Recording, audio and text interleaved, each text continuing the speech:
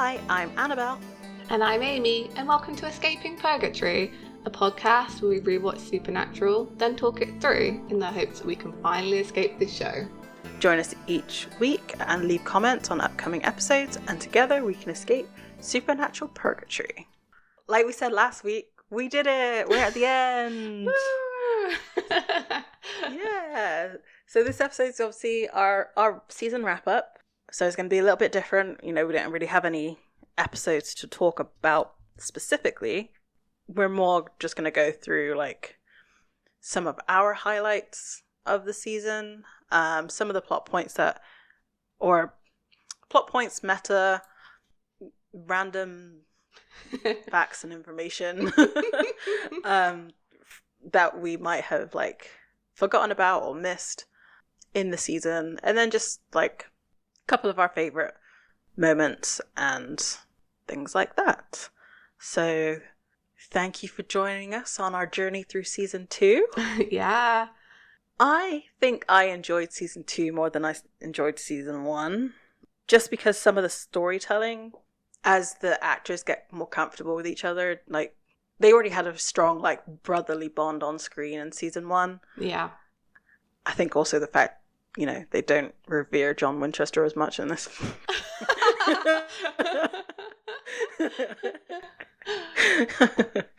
They start to see him as a human he actually is. I think is what made me enjoy season 2. Yeah, I agree. I think this is a stronger season than season 1. I think it's basically all hits all the way through. Like, there wasn't any episode that I didn't particularly enjoy. It has its ups and downs, but yeah.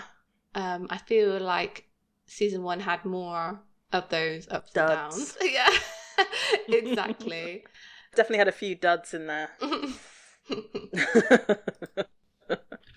I guess it must have something to do with like they understand who the characters are now. Yeah.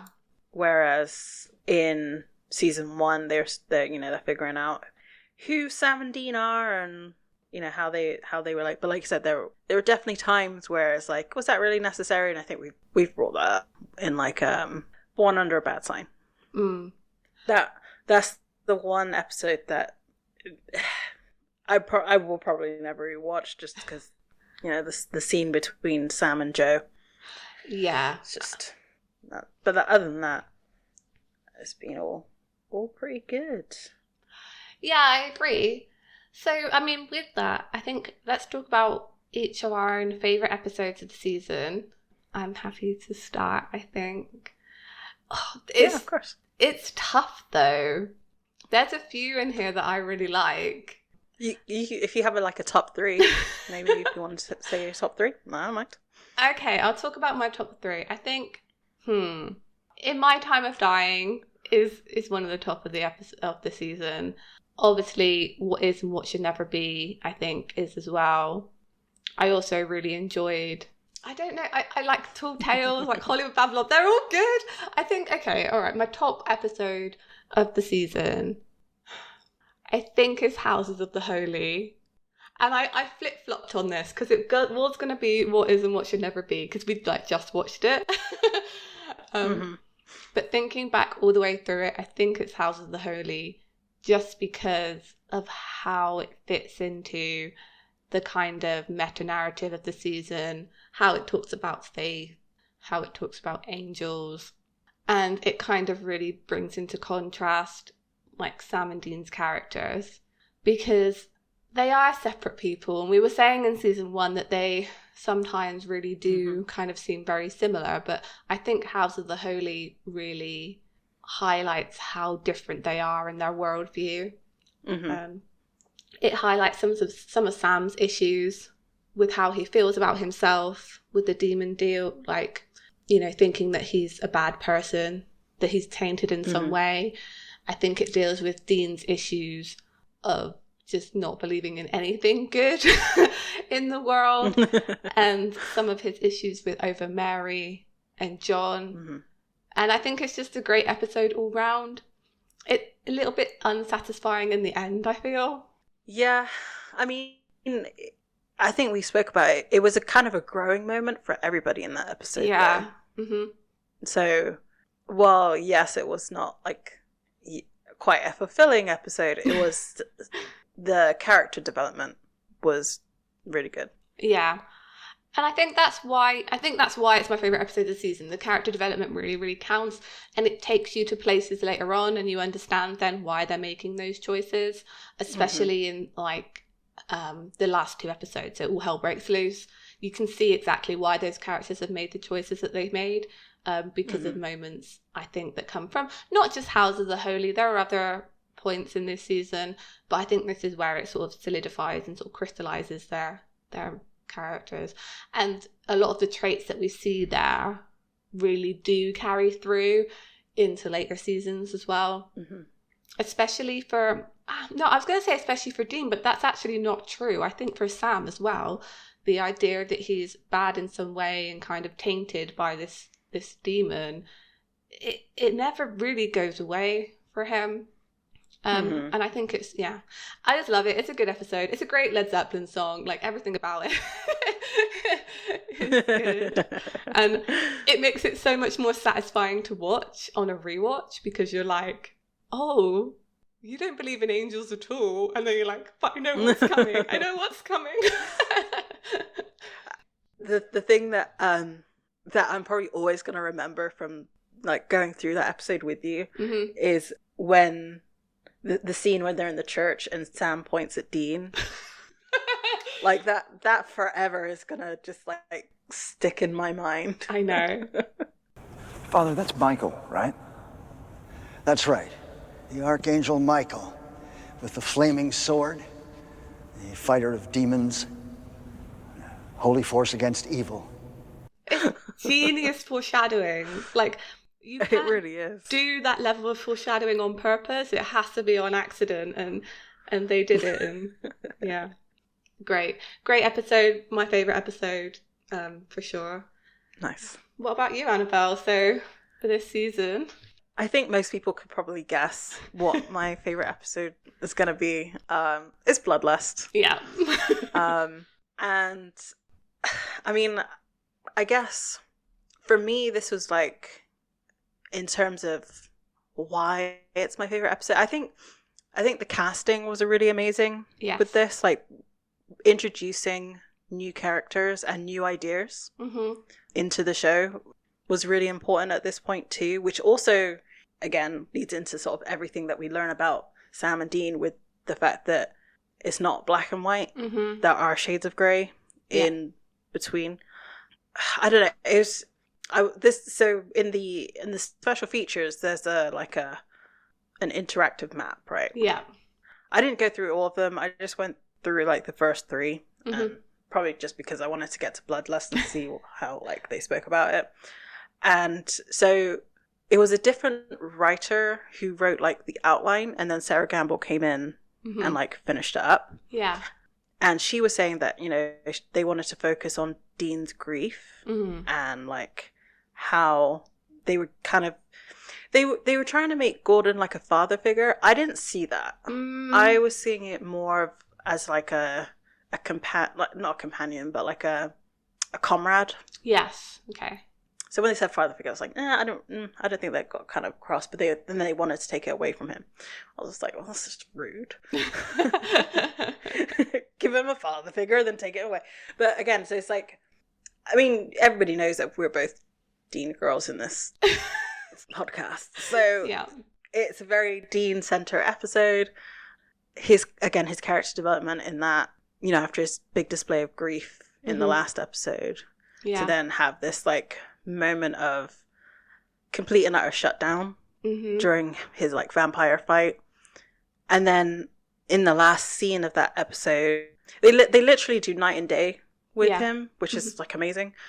So he's in the shadow at night, and then in the light in like the morning, there's like this halo that forms as the light sort of hit the lens in the right way. Yeah. And I was just like, this is amazing. Like, yeah, that was definitely, it was just, it also highlighted for me how this show could be. Yeah. Like, it was emotional, it was dark, it was funny, it was, like I said, beautifully shot. Like, it just had everything that made, for me, what made Supernatural. I agree with you. You're right. It's a kind of quintessential Supernatural episode with the emotion. It's not a Monster of the Week episode either. Mm-hmm. Everyone always goes on like, oh, Supernatural is so much better when it was just Monster of the Week. Well, no. What you enjoyed was the emotional undertones. I do understand what they are saying with Gordon as a father figure. They were trying to show him as sort of a John type. Like, he came in and he was almost like John Winchester. Like, Dean's just lost him and now there's maybe a replacement. But Gordon is all the bad parts of John and none of the good parts. Because Dean does see good parts in John, you know, like, he does think that he cares about them as a father and that he has taken care of them and trained them well, etc. Except Gordon doesn't have any of that kind of care and compassion that Dean maybe sees in John. It's all about hunting. I will give this to John. He does instill a sense of protectiveness in his kids, whereas Gordon doesn't have that.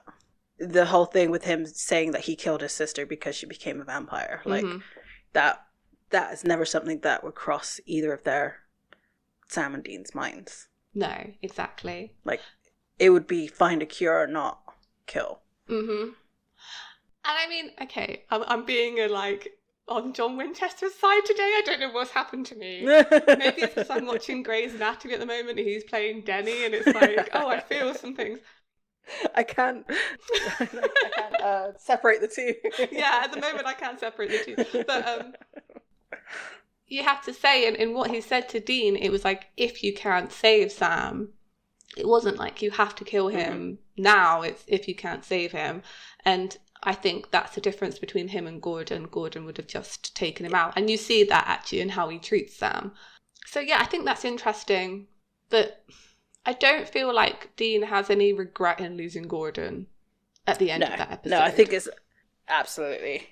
And then when we when they see each other again in Hunted, you know, there's still a little bit of like animosity.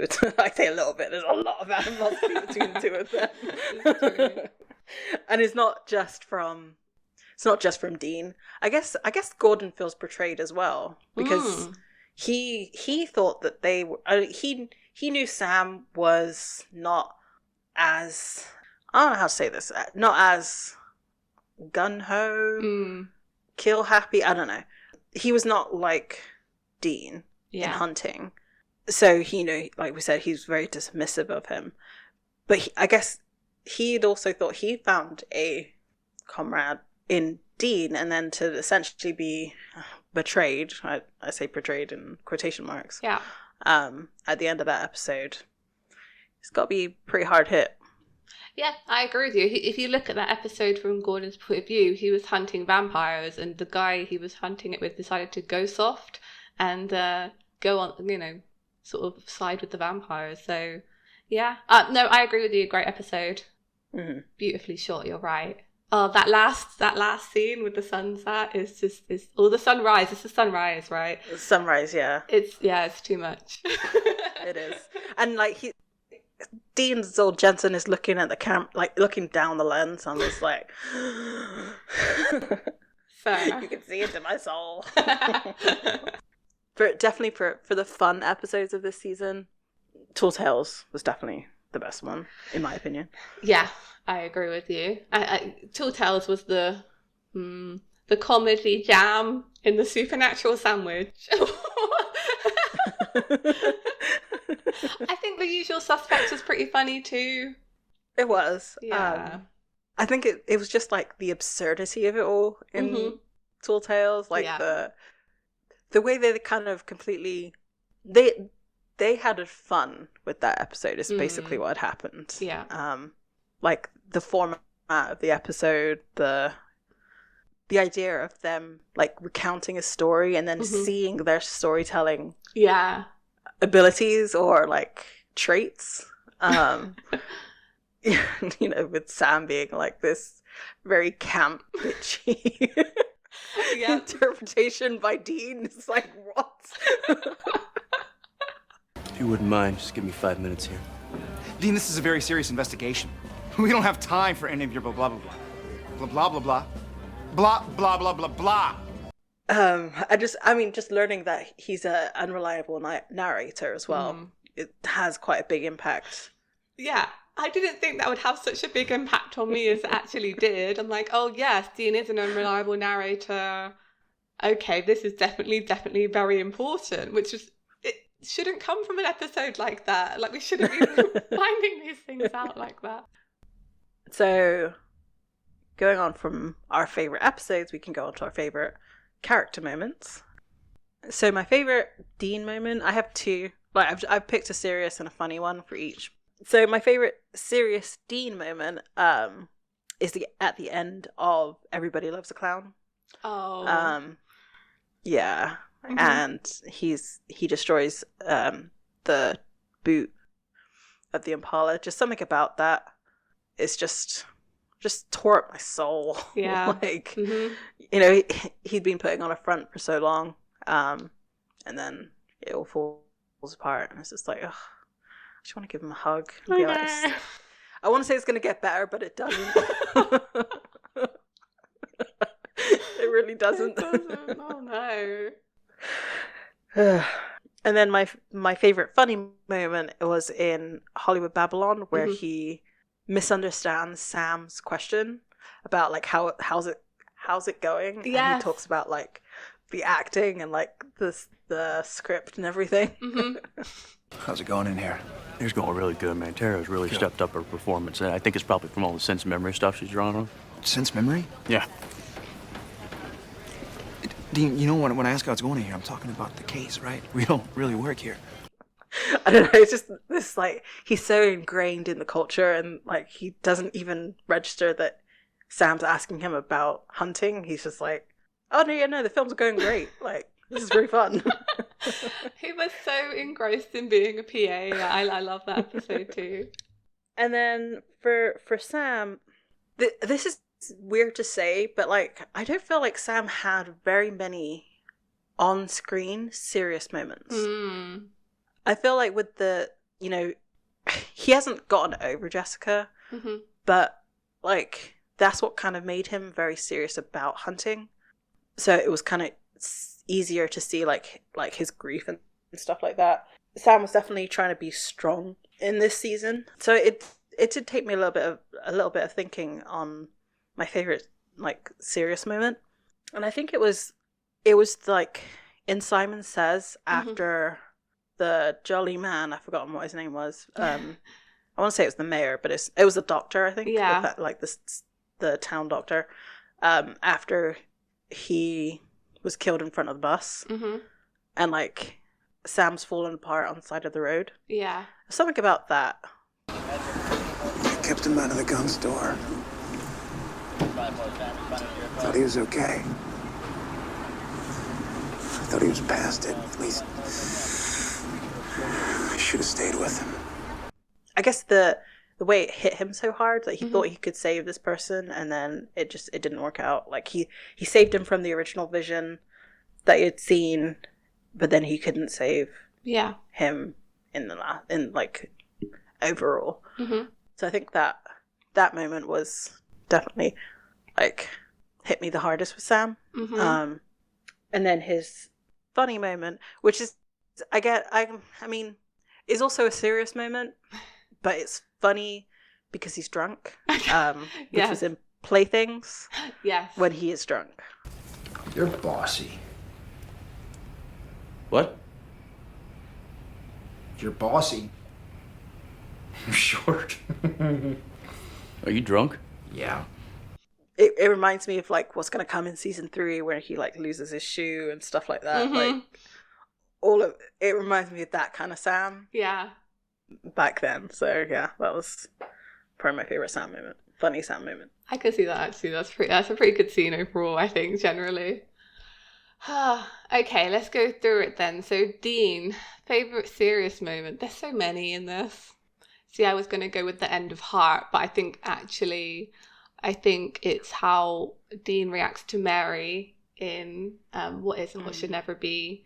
Just the general leaning into face touches, and the kind of broken, lost little boy voice that he does when he talks to her, it's too good. And it really does it makes you realise, because we kind of saw it in Home with Dean more than Sam, how much Mary meant to him. But seeing her again in this way, where he gets to spend time with her almost, you see it even more. I'm really looking forward to looking at their relationship in later seasons. It's made me way more excited to talk about that. His funniest moment this season for me, again, there's so many, they're constantly making him do stuff. I think it's probably from Tall Tales and the whole purple nurples thing. See, I took out most of Tall Tales just because of the fact it's not a usual episode. So how much is that actually Dean and how much is that Sam's interpretation of Dean? That's true. I mean, other than that, I think him just being so geeky with Ron in The Usual Suspects is pretty good as well. I quite enjoyed that. If we're going to take Tall Tales out of the equation, I think that's pretty good too. I mean, you don't have to. You can obviously do what you want. Sorry, I shouldn't have interrupted you. But No, it's fine. I get it. But I do fully believe that he was drinking purple nurples because they both brought it up. So, I mean. For Sam, serious moment. Again, a really tough one, I feel. Because you're right. He doesn't really have many moments in this. I've already spoken about it, but I think his conversation with Dean in the church in House of the Holy is a pretty good one. I don't suppose you asked what this alleged bad guy did. Actually, I did, Dean. And the angel told me. He hasn't done anything. Yet. But he will. Oh, this is, I don't believe this. Dean, the angel hasn't been wrong yet. Someone's gonna do something awful, and I can stop it. You know, you're supposed to be bad too, Sam. Maybe I should just stop you right now. You know what, Dean? I don't understand. Why can't you even consider the possibility? What, that this is an angel? Yes! Maybe we're hunting an angel here, and we should stop. Maybe this is God's will. I think it's a really vulnerable side of Sam that he does talk about, but it doesn't often come across so emotional. He's very detached from it sometimes. So it's really nice to see that kind of vulnerability, I think. And then I guess my favourite funny moment for him, I think for me it's probably his flirting with Maddie and Hart, seeing him into soap operas and that kind of whole dancing around each other. I think that was pretty cute and pretty fun. I did really enjoy that. Just him getting well into it when he was like, no, I'm not watching this. It's just so, so great. Yeah, I think that's it. But it is tough sometimes to pick these out because often the episodes are so plotty. I don't feel like there was as many moments where they're allowed to sort of breathe and be themselves as there maybe was in season 1 at times. And I guess with the introduction of the Roadhouse and Bobby and all that kind of stuff, so it gives them more characters to play with essentially. So it does let Sam and Dean sort of take a little bit of a back seat. With The Usual Suspects, that's a very Sam-centered episode for sure. Yeah, and has some pretty good moments in that. That's true, actually. He's pretty funny in that. The way they sort of play off each other in The Usual Suspects is really great. I did enjoy that a lot. It was great. So I mean, you said about Bobby and sort of Joe and Ash and everyone. So this season, who would you have liked to have seen more of, do you think, from those characters? Well, not just them, but any supporting cast. So, I would say, I feel like there should have been more of Ash, for sure. He was really underutilized. I know he was he's basically an ex machina, so of course they probably want to not use him too often. Yeah. I think they referenced him a couple times in phone calls that they've had. He was such a fun character to see on screen, and the idea of him being this weird genius redneck. Yeah. I feel like they could have played more with that. This kind of brings up something that Robert Singer had said in the interactive map about In My Time of Dying. He had said that I don't think I wrote it down like word for word, but the gist of it was there's a character the audience really likes or latch on to. Well, we'll just kill them off. And he was talking in reference to John at this point. Oh. And I was like, who liked John? There are people. I know. But I guess, you know, his hunting skills, but like it is interesting that like how we brought up how John was similar to Gordon, but Gordon lacks like basically humanity. Mm-hmm. So I do wonder if like in the Roadhouse, how you know how Ellen reacted to when Dean said that he was working with Gordon. Yeah. You know, I think she says something along the lines of like, yeah, he's a great hunter, but you don't want to be friends with him. Mm-hmm. Whether that was the same kind of thing that John was said about. Yeah. I think, well, definitely by Ellen, I expect, because of, you know. Yes. But, yeah, I feel like John was very much like a lone wolf style hunter. He didn't, although they did have contacts, but I think you would make them kind of naturally with people you work with. But I don't think anyone would choose to work with John unless they had to. And also, I guess, like, I feel like generally hunters work alone, right? That's the kind of general consensus, right? Mm. So for John learning his skills and everything, he had 2 little boys with him. Mm-hmm. So I wonder how much people like basically judged his parenting. I and mean, decided that I do it all the time, but I'm pretty sure. Like, I know Bobby hasn't said it yet, but like we do hear a little bit about their childhood and like how Bobby basically made sure that they had somewhat of a childhood. Mm-hmm. Well, this is it. I mean, it is tough, but I can see that being that judgment from other hunters and things. It's interesting that Robert Singer said, like, yeah, you get attached to these characters and we kill them off. It just shows their mindset, really. I can't imagine there were any second thoughts in killing off Ash, you know? Yeah. Where did that trope come from? Like the idea that you have to kill off your most liked characters, because obviously that you see that obviously in like Game of Thrones, you see it a little bit in Buffy, but not with Buffy. It's more I don't know, the last season of Buffy there was definitely a lot of unnecessary deaths, I think, but throughout the show it almost made sense when certain characters died. It fit into the story. And like we said, like there wasn't really any necessity to kill off Ash. It could have worked, or they could have killed him off in a later, maybe more impactful way that maybe would have made sense to the story, and you wouldn't have been as like dismissive, almost. And they do this. I mean, I hate to bring it up, but I think of Charlie. Her death was so unnecessary in the show. It doesn't mean they shouldn't. They shouldn't have killed her off, but it doesn't mean they couldn't have. But they could have done it in a more impactful and related to the story way. It felt very cruel the way that they killed her off. And I don't know. I mean, initially in the first seasons, they're saying they're going for like a horror movie vibe. And I guess horror movies are supposed to be quite isolating, right? I think of the final girl trope, where you got the the last woman standing, and she has like almost supernatural powers herself, because she usually ends up like winning the day or whatever. Right. But to get to that point of being the final girl, she's had to lose everyone she loves and all of her friends. So I wonder if that's what they were trying to do with Sam and Dean. In order for them to be powerful in some way, they had to lose everything that they loved. And I'm not saying it's right, I'm just saying it's a trope. Yeah. But the only problem with applying that to Supernatural is that with Ash in particular, we see him in like 3 episodes or 2.5, not even. Okay, you're gonna sort of kill everybody off, but like in a horror movie, you only have an hour and a half to sort of form a connection with each of the characters, and then they kind of get killed off. But like Sam and Dean don't really form a connection. Not really.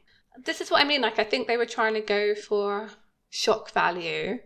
It makes me wonder how much they're trying to keep it with other shows. Like when they did do some of these more extreme deaths. Like, where were we in the Game of Thrones cycle? Because that was definitely during that. You can kill off characters. Like, no one's saying that you shouldn't kill off characters. I'm just saying that their deaths have to mean something sometimes. Especially in stories. Like, okay, yeah, real life, it's terrible. But, like, in a story, it has to have some bigger meaning, or it has to impact the characters. But Ash's death is literally boiled down to Dean saying, like, oh, man, and then that's it. It's almost like he was considered a tool and he ran out his usefulness.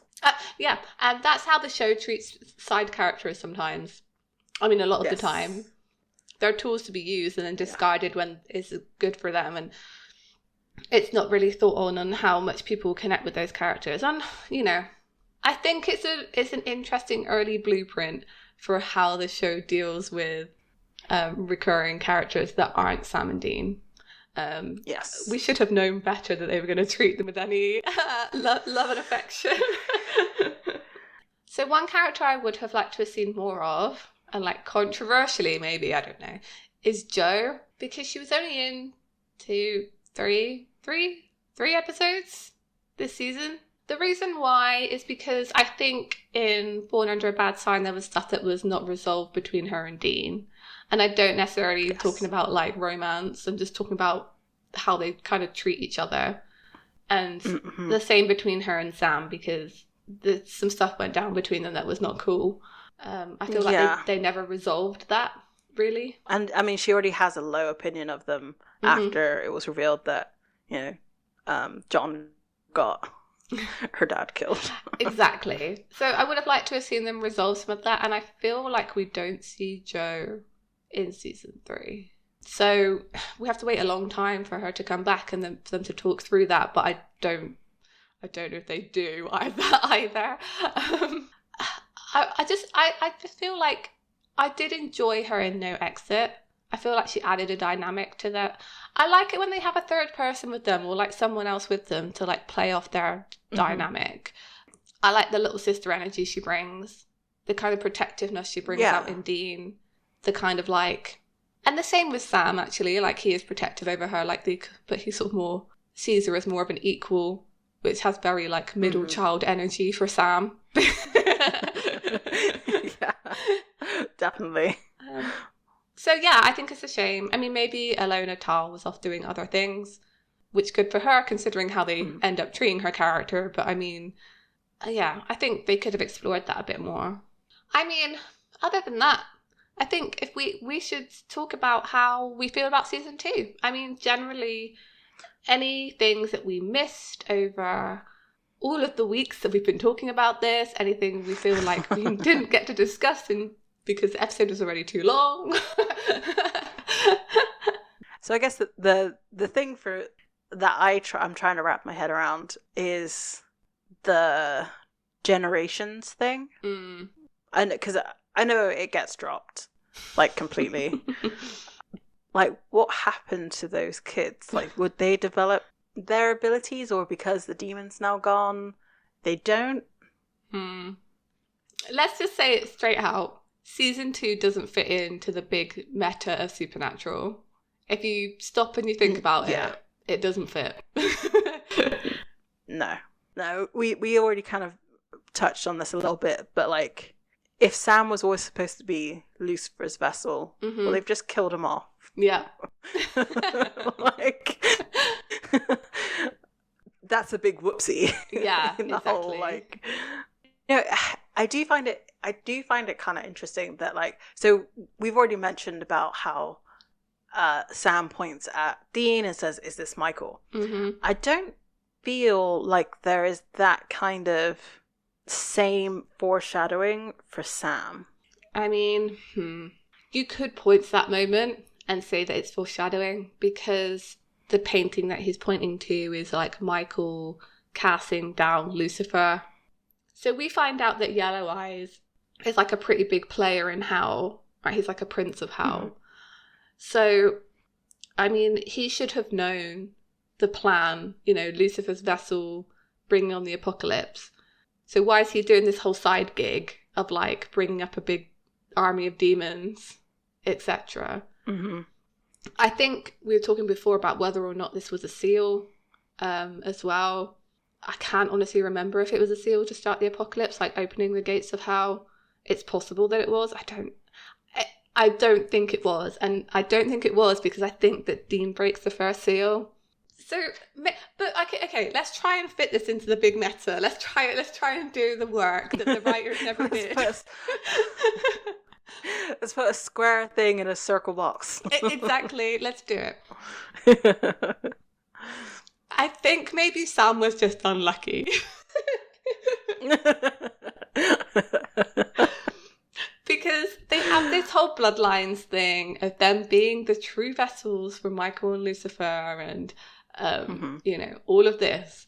But that was always going to happen anyway. That bloodlines happened. But what I think they didn't account for, maybe, except is that Mary would make that deal. So maybe that wasn't part of the Heaven and Hell's plan. Maybe it was part of Chuck's plan, but like maybe it wasn't part of Heaven and Hell's plan that was, you know, that should all happen at once. Because ultimately, that whole thing really kind of messed up the whole apocalypse deal. Because if Sam and Dean weren't hunters, the apocalypse just would have gone down for sure, right? Yeah, I mean, they would have no reason to... Well, okay, here's the thing. Yellow Eyes liked Sam, right? Mm-hmm. At what point did he like Sam? How long has he been watching the Winchesters to realize that Sam was the best option? Mm-hmm. And that was the reason why he had to get rid of Jessica. Like, had Sam just had an apple pie life and gone to college and or stayed in college and all that kind of stuff and ended up marrying Jessica, like, would he have been the favorite still? Well, this is it, because was he the favorite because he kind of like realized he was Lucifer's vessel? I don't think that they could have known about that. Like, during this whole storyline, I don't think the demons knew that Sam was Lucifer's vessel. No, I don't think so. They can't have known, because him dying at the end of season 2 can't happen. Yeah, like, I feel like Yellow Eyes would have intervened and like basically the deal wouldn't have had to happen. Unless we have this wrong. Okay, right. My brain is working while we're talking. Was the bloodlines thing just for Michael? And because, and I say that because of Adam, and Adam was never Lucifer's vessel. So does that mean, wait, I'm going with something on here. Does that mean that Sam could have been Michael's vessel if he hadn't been corrupted with demon blood? Maybe that was the plan. Maybe the plan was to corrupt one of Michael's possible vessels with demon blood in order to have a vessel for Lucifer. Yeah, maybe. It's very confusing though, because they do say it was like, it was all predestined and it was always going to go down this way, and like your whole family has been leading to this point of you being Michael's vessel and you being Lucifer's vessel. Never mention Adam being a possible vessel for Lucifer. So maybe Sam could have been a vessel for Michael, but they just corrupted him. I know. Someone's going to correct me and be like, no, this isn't the case because of this, this, and this. And like, please do that. Because... Well, so that it doesn't make sense because, well, I don't know enough about like angel hierarchy or like things, but I'm fairly certain that Lucifer is supposed to be the eldest angel, like the first angel. Yeah. Right? I don't know. I feel like he's on par with Michael. I think that's why the whole showdown was going to happen. In that sense, surely Dean should be the vessel. Like, if you're going by like age, you would think that the older brother would be for the older angel. You know, you look at different like TV shows and stuff like that, And because I have no interest in looking at angel hierarchy, to be honest. And whether it's even like something that is written in some form of text, I don't know. To me, it would seem to be that maybe in Supernatural, Michael is the older brother. So, okay, they're like their true vessels, right? They're not, like, they can have other vessels. It's really tough. I mean, obviously, with the whole, like, brother showdown thing, they are trying to do a Cain and Abel storyline, which obviously becomes actual storyline sort of around season 10. But I just think in order for you to have to fit this season into the kind of biblical storyline that they go into, you have to do some kind of mental gymnastics to get it to fit. And kind of make up your own headcanons around it, because I don't feel like they really addressed like why it was okay for Sam to die at the end of season 2 if he was going to be Lucifer's vessel. Unless, as I said previously, it's all been predetermined. Because maybe Dean didn't know at the time that if Sam died, he was going to go make a Crossroads deal, but maybe some higher power did know him well enough to know that he would do that and laid the kind of foundation for him to do that. We kind of find out that's true when we're introduced to Chuck. Like, Chuck complicates Supernatural in so many ways when you're doing a rewatch, because you have to wonder how much of their actions were their own and how much were predestined that they would always do that, or like at least pushed in that direction. I think with Chuck, I don't think it's like he writes it and it becomes true. Like, I never really took it as that, but I feel like he's kind of guiding their path in a certain direction to make it almost the most likely outcome that they'll do these things. And I wonder if also, because Chuck's book starts at season 1, right? Yeah. So I do wonder, at what point is it like a history to a fiction book? So at what point did Chuck become involved in, say, like, you know, he went back and wrote season 1 to the point that we meet Chuck? Because Rob Benedict doesn't believe that Chuck was God, right? He thinks that he was a prophet, and that then God took that vessel because it was almost poetic in how he did it. So I think that's interesting that the original Chuck was a prophet, and was just seeing these things happen and writing them down. Whereas when we find out the existence of God later on, becomes more like, okay, yes, he was writing them and recording them down, but how much was like the higher power kind of like it, what's the word, orchestrating that. And I think it's really interesting when you look back at these first seasons, because you kind of understand the kind of existential crisis that Dean went through once he realizes that this was all kind of predetermined. Because you're like, well, you know, he'd be thinking, did I actually choose to make that Crossroads deal, or was it something that I was always going to do? It really, like, free will really is the theme of the show. This is why you can fit season 2 into the narrative, in that it was all building to this last point that Dean was going to sell his soul for Sam, like all of that, and it doesn't really matter who was vessel for who or whatever later on, because it was all just coming to that point, and that's the bit that I needed to get to. Right. In reality, it's more just like the writers didn't know what they were doing. I mean, this is it. We're talking about like this is real, but what's actually happened was we're trying to retrospectively look and try and make it make sense with later things, because the writers didn't know where they were going at the time. So I mean, honestly, yeah, you know, it's a fun exercise. Definitely. Like, no, I mean, I love it. I love thinking about it, even though it does like melt my brain a little bit. Especially in these earlier seasons. It's an interesting one for sure. I wonder if Azazel ever got any crap from Lucifer for like killing off killing Sam, like later on. Like, what were you thinking? You killed my vessel. What was going on here? What were you planning? Well, Azazel's dead. That's true. He never did get that. He's in the empty. Get his ass kicked.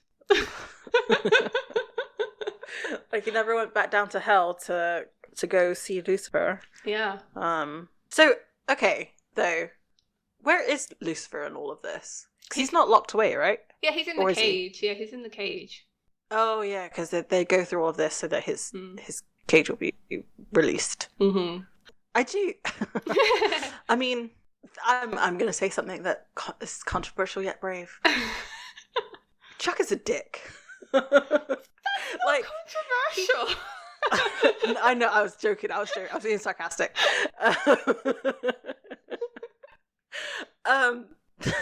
Because, like, obviously, Chuck, God, whoever, is the one who originally put Lucifer in the cage. Is that my understanding?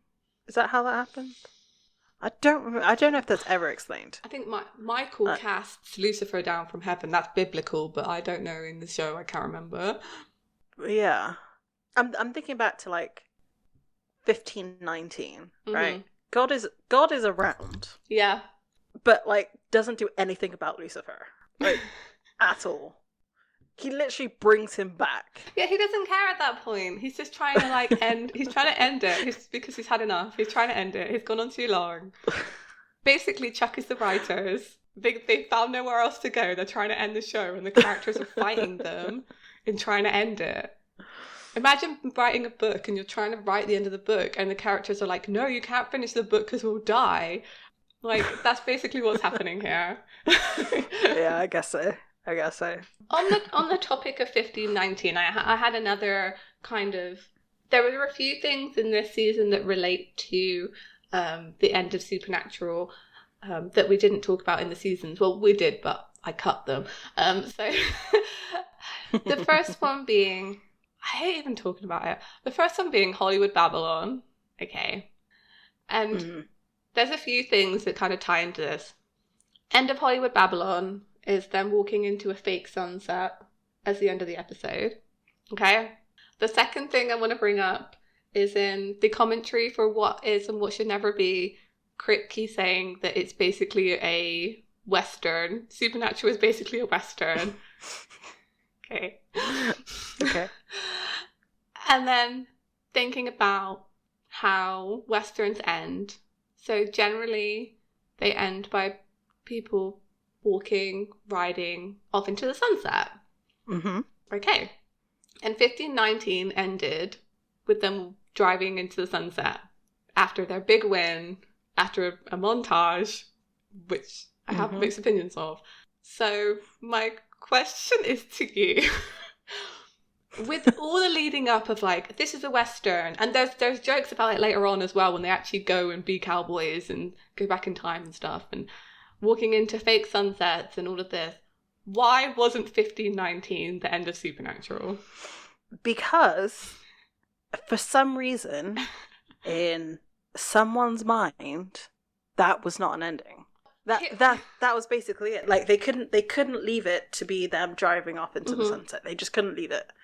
And I don't know why. Because nothing about 1520 made sense. No. I mean, literally nothing about it made sense. So the only thing it does is enable the idea of spin-offs. Yeah. Which the sunset would have done the same thing. Everything that they quote unquote explored in 1520, like the idea of Sam growing old and having a family. Yeah. They could have done in a spin-off series. Well, this is the thing, because if they had ended on that ambiguous driving off into the sunset ending, I actually think that's more conducive to spin-offs and continuations than the end of 1520. It's like they wanted to kill it. Like they wanted to end Supernatural and say, no more. We're not having any more of this. This is it. This is how this ends. You don't get to decide what happened. Like we're telling you this is it. I'm going to put on my tinfoil hat for a second. And honestly, I feel like 1519 was supposed to be 2 episodes. There's so much crammed into that, and like it's paced so weirdly, and like things happen at really odd moments, and yes, they finished off the lore or whatever, and then they have like a weird montage at the end that feels like padding. Like and it's like they were trying to condense and string everything out all in one episode. It's a really, really odd episode if you go back and watch the pacing of it. And it feels to me like that was supposed to be 2 episodes, and that they cut it down to be 1 and then wrote 1520 afterwards. It's like, oh no, we need an episode to fill. How are we going to end this? I'm not sure how much of a tin hat theory this is, because I was talking to Annabelle about this before. On the actual box set of the DVD, like the DVD series that we have, the shot that they use for the promos, the shot that they use on the DVD box art is them driving into the sunset. Like, it's weird to me. I mean, it's a different road, but the idea is the same. Yeah, it's not the exact same. It's not the exact same shot from 1519. No, you're right, but the idea is definitely there. They call it the end times.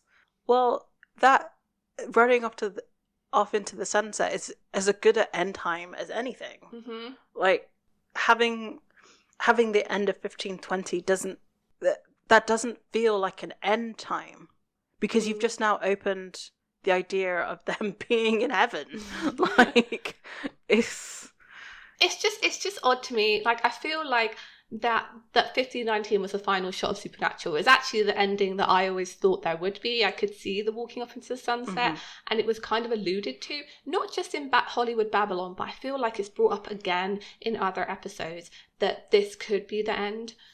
It really doesn't make sense as well with Jack becoming God. He knows Sam and Dean, right?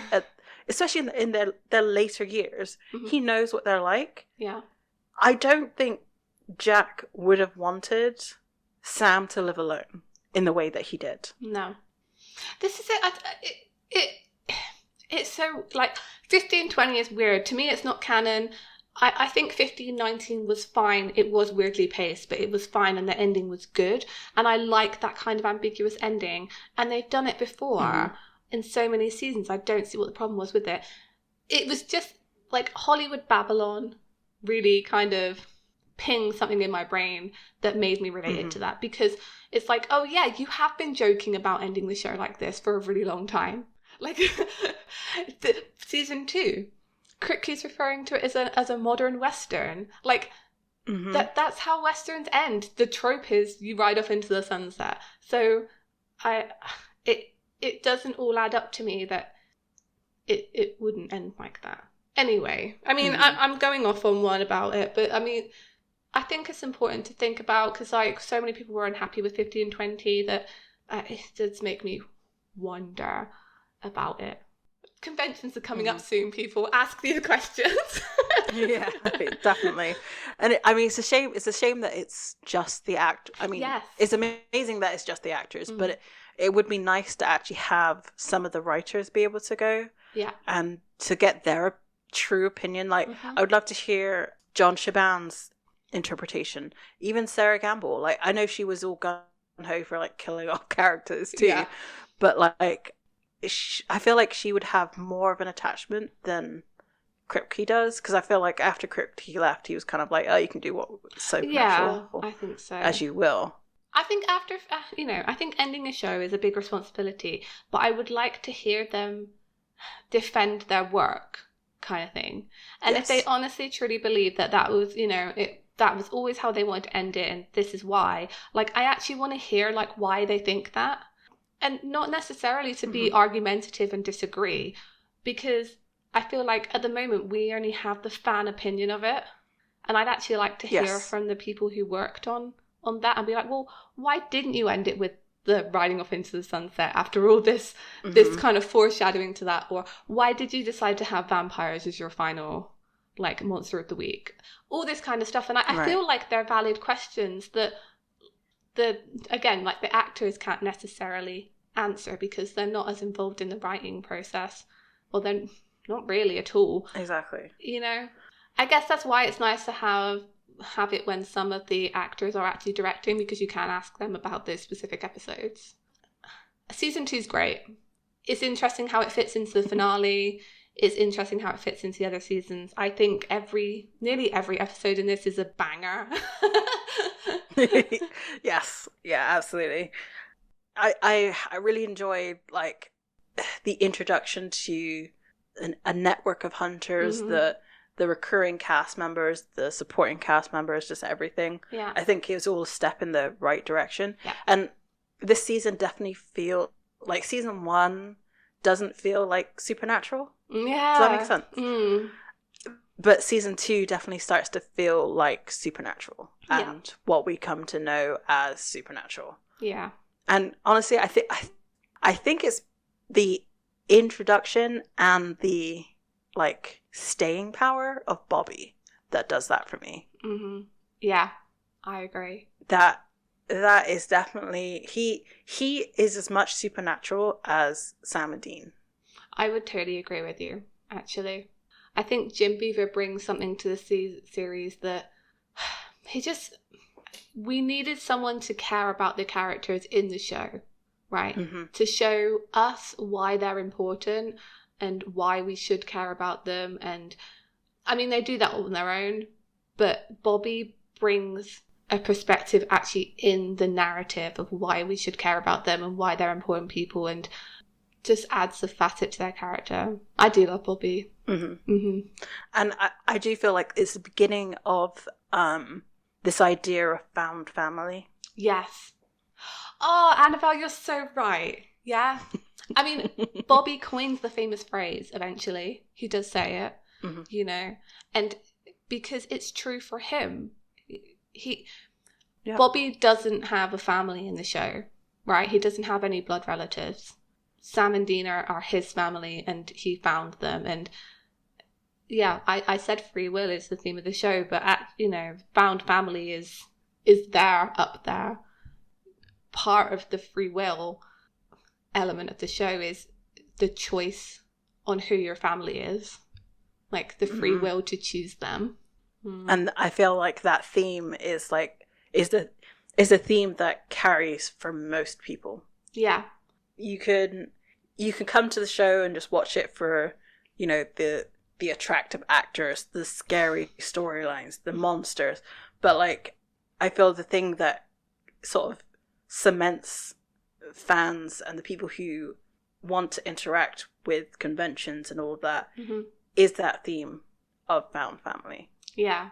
And I think that's why like people who've grown up with the show are still so connected to it, because found family becomes most important when you're an adult, right? Once you've moved away from your family and, you know, you've moved out of your parents' house and you have to find your way in the world, like the people you choose to surround yourself with are your family, and they're the most important people to you. And that's why, yeah, I think so many people stayed with the show, because that theme resonates with people so strongly. So from that very heartfelt topic, let's talk about the gag reel. Let's do it. So there's a couple standout moments for me. I wrote them down. Okay, my favorite gag for each of them for Jared is always gonna be when he can't open the window. Yeah. And I think it's not just the fact he can't open the window, it's the fact that I think it's the camera operator is like cussing him out, like swearing at him, just like, get the beeping window open. He's like, I can't do it. He's getting so agitated, and like he gets so agitated the window frosts up and he like smacks the window to like wipe off the condensation. It's just it's so funny. Like they are they are messing with him like so badly. The other one is where I feel like Jared shines in the gag reels. Like this is not actually connected to what I was going to say for my next favorite part, which was where he falls through like the fake door. Yeah.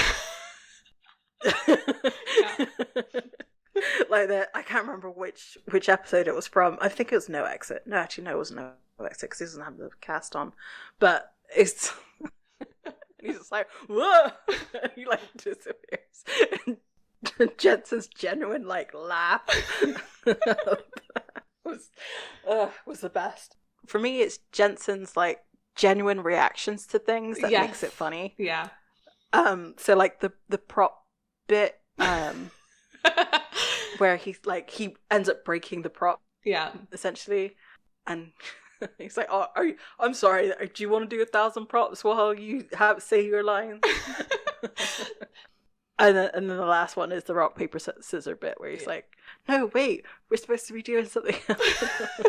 Yeah, he's very sincere. It's what I think's funny about that with Jensen is you see him like immediately drop out of Dean. Like, do you know what I mean? Like, he goes from like Dean face to immediately like Jensen. Like, no, wait, we're supposed to be doing this. Like, what? I love that so much. I don't know. I think my favorite bits was like there's a good like 2-minute montage of Jensen eating stuff on set. And, okay, look, I thought about this when I was watching it, and they both give Misha a lot of crap for choosing that voice in season 4 and then having to carry it all the way through to season 15. And I'm thinking, Jensen can't really talk because he chose to eat something in season 1 and had to continue that for 15 seasons. So you all made choices. That's all I can say. What do you think Sam's choice was? Like Jared's choice? Yeah. The face. The concerned face with the like eyebrows. Yeah. Like I wonder what actual wrinkles he has from having to make that face so much. Like does he have like a Sam wrinkle? From the gag reel, yes, the eating, you're right. The genuine like when they drop out of character is really funny. It's longer than the season 1 gag reel for sure. So they were saving more stuff already. I would love to see, and I hope they do it in like the 10-year anniversary at the end of Supernatural. I'd like to see some of the stuff that they cut from the original gag reels. They must have. Must have the secret crew gag reel that's like an hour long, surely somewhere. I want it. Definitely.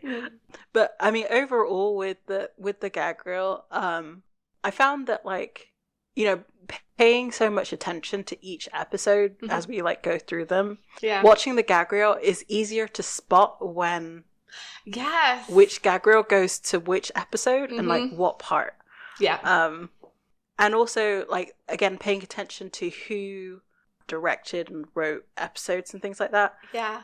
The bit in Heart, like the outtake for all the gag reel from Heart, where Jared's like, "I love you, Kim." Like when I first heard that in the first time through, I thought he was talking to the camera operator. Yeah. But he's not. He's talking to the director. Yeah. So like it's just fun to like sort of correlate those things together now. Definitely. Yeah. That whole bit was, I don't know, made me feel very awkward. Because he's like staring down the camera, like making kissy faces to Kim Manners. I was like, okay. I mean, at the same time, that episode was so dense and like serious that I feel like those are the episodes where they have the most fun because they have to. Yeah. And I think they said that when they're doing these kind of heavy episodes, sometimes they'll just do something to kind of make the crew laugh because it's so emotional. I definitely feel like either Jared or Jensen has said that before, that will kind of like mess up on purpose just to kind of ease the tension in the room. Yeah, I love it. Gag reels are great. Best thing about Supernatural, gag reels. Do love them. Definitely. So I think we wrapped up season 2. We talked a lot about the finale, but I feel like we wrapped up season 2. So going forward, you know, looking forward to season 3. This one's going to obviously be a lot shorter because of the climate of TV at that time. So we, you know, as you know, there's the writer's strike that had happened. So this season's only 16 episodes, so it's a little bit shorter. I'm looking forward to them like continuing to explore the B plot. Yeah. Of season 2. I can't remember if they bring up if Gordon comes back, but I'm actually looking forward to seeing how they kind of conclude that. Yeah. Seeing more of Bobby, obviously, because we all love him. I mean, I'm having so much fun doing this, so, you know, I'll keep going. Like, I don't mind. Yeah. Yeah, and then the podcast coming up. So next week, we have a kind of season 15 overview with Jay, who is the Pixel Agora who designed our beautiful logo art. This is kind of our special episode for around about November 5th. I think this will still come out on the Sunday, but we kind of want to do a special episode as it is an important date in the fandom. After that, we have kind of cut bits from the episodes and kind of some fun bits where we mess up, like we did last season with some bloopers, which I hope you'll enjoy. And then the week after that, we're going to take a break before we start season 3. So we won't upload anything that Sunday, but we'll be back on November 28th with an episode. So yeah, I'm giving you way ahead in the future, but we just want to know how we're going into season 3. Awesome. You know, we'll do our usual sign off. You can find us on all of social media, Tumblr, Instagram, Facebook, Twitter.